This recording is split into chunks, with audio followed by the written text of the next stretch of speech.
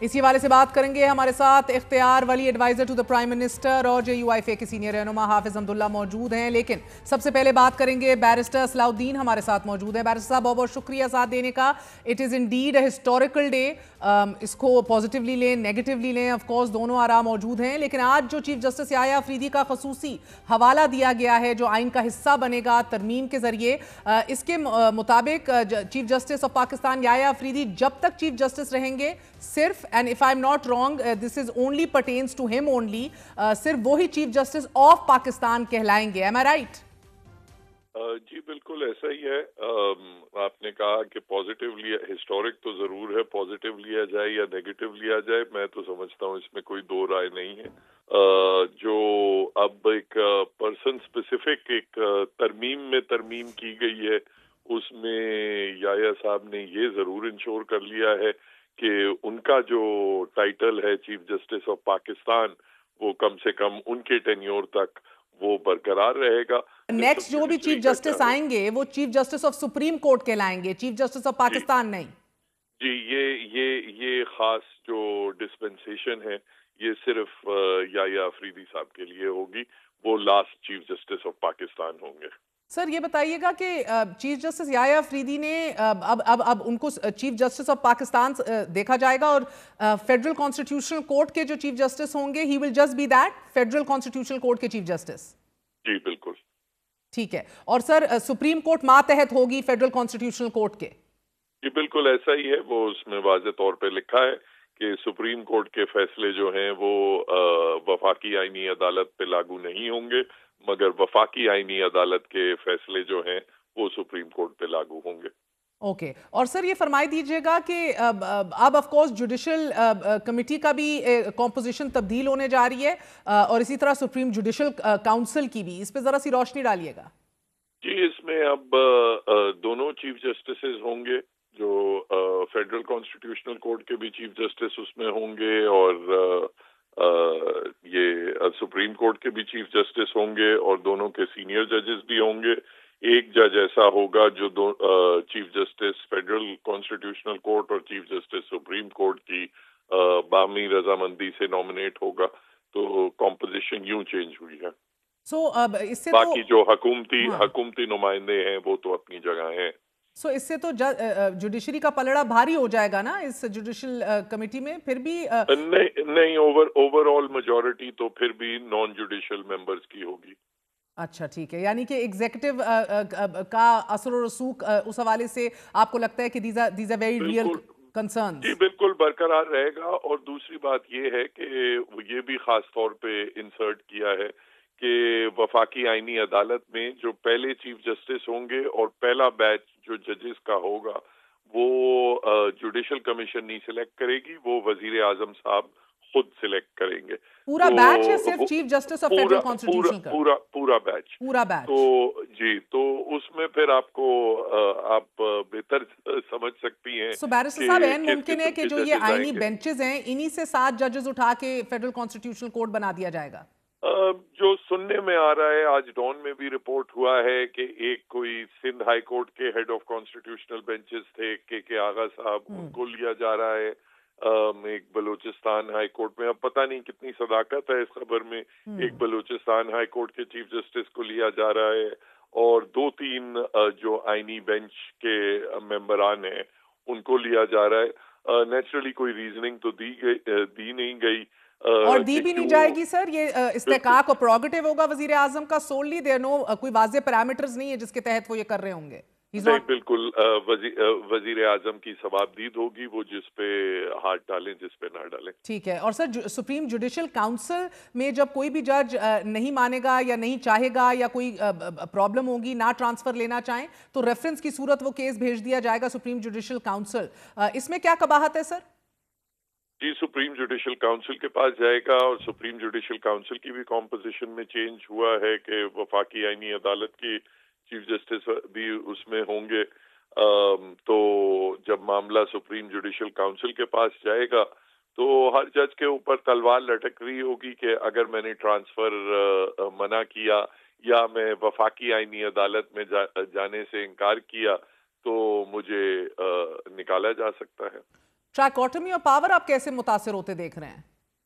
ट्राइकोटमी की तो बात अब रही नहीं। खत्म ही हो गई है, मैं तो समझता हूँ डाइकोटमी भी नहीं है। सर ये बताइएगा कि एक ऑफ कोर्स हमने जुडिशियल ओवररीच का बहुत सुना, अब एग्जीक्यूटिव ओवररीच का भी बहुत सुन रहे हैं। कहीं ना कहीं तो तवाज़ुन आना पड़ेगा रियासत के अंदर इस हवाले से, और कोई अगर आपको लगता है कि इसको कहीं ना कहीं तवाज़ुन को कायम करने के लिए कोई किरदार अदा किया जाए, तो आप अभी किसकी तरफ देख रहे हैं? देखें, ये स्ट्रगल तो पॉलिटिकल होगी। अदालतों से तो अब किसी को कोई, आप इस बार देखें किसी बार एसोसिएशन ने ये भी नहीं कहा कि हम कोई मुकदमा फाइल करेंगे वगैरह।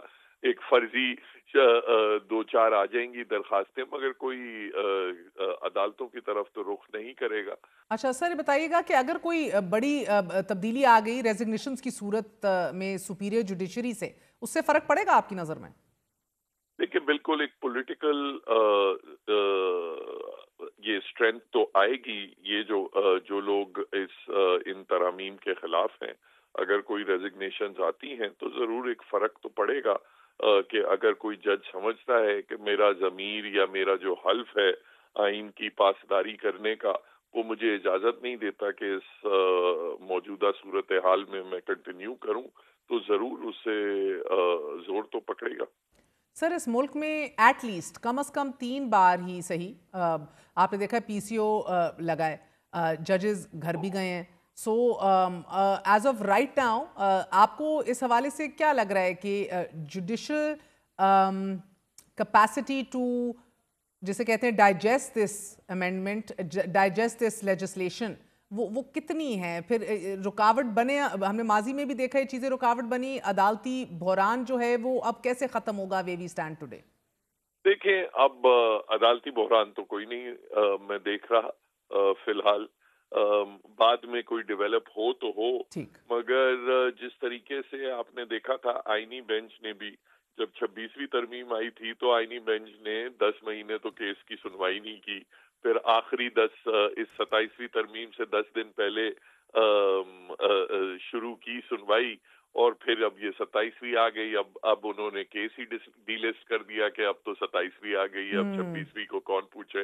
तो जब ये विद इन द इंस्टीट्यूशन इस किस्म की कोऑपरेशन हो इंस्टीट्यूशन को तबाह करने की, तो मैं समझता हूँ फिर जो सलूशन है वो फिर पॉलिटिकल ही होती है। सर मुख्तसरन बताइएगा, ये आप कू अगेंस्ट द जुडिशरी देख रहे हैं इसको, या पार्लिमानी सुप्रीमेसी के देख रहे हैं?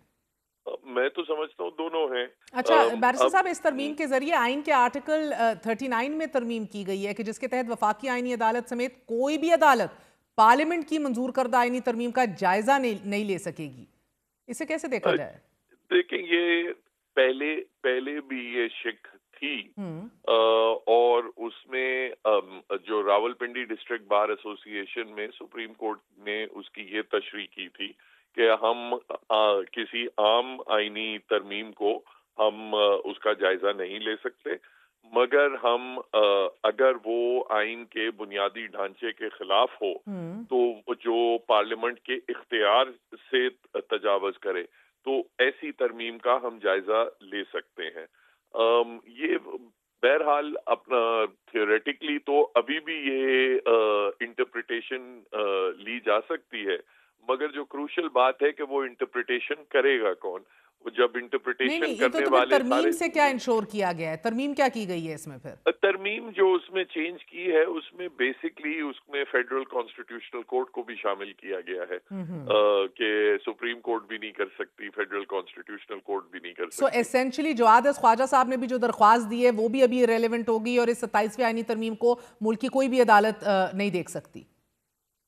जिस तरह मैंने कहा, अगर कोई देखना चाहे तो रावलपिंडी डिस्ट्रिक्ट बार एसोसिएशन का प्रेसिडेंट मौजूद है। सर मगर प्रेसिडेंट्स तो लागू ही नहीं होते ना फेडरल कॉन्स्टिट्यूशनल कोर्ट पे। अब दरखास्त तो जवाद ख्वाजा साहब ने मौजूदा सुप्रीम कोर्ट में दायर की है।